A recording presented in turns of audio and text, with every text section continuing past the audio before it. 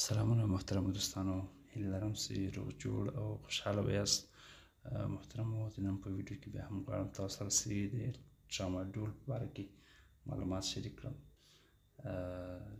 ټراماډول د یو له قوي ترین د درد ضد درمل څخه دی چې د اپاید نیرکوټیک انالجیسیک د ګروپ څخه حسابیږي.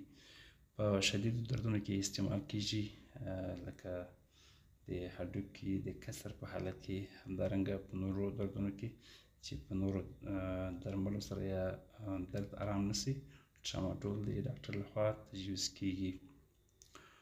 د ټراماډول له ډېر استعمال څخه باید ډډه وشي، ځکه چې د اعتیاد سبب ګرځي او د معدې ګردو د ینې تخریب سبب هم ګرځي. محترمو، ټراماډول که چیرې کوم مریض اخلي، استعمالوي او د معدې تکلیف ولري، باید له ټراماډول څخه مخکې باید پی پی آی ګروپ دوا یا هم انټي اسید استعمال کړي چې د معدې تخریب پیدا نه کړي.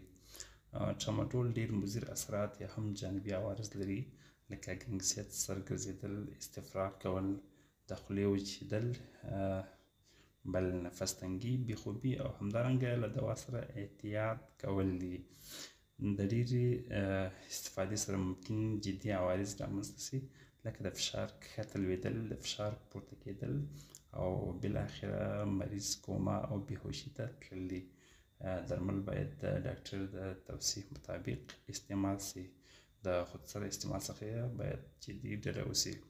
محترمو، دا وه چې د نن په ویډیو کې موږ تاسو ته د ټراماډول په باره کې معلومات وړاندې کړو. هیله لرم چې خوښ شوي به مو وي. د نورو طبي او معلوماتي ویډیوګانو لپاره زموږ چینل سبسکرایب او ویډیو درسره لایک کړئ، تر څو زموږ له نویو او معلوماتي ویډیوګانو څخه اول تاسو خبر او مستفید شئ.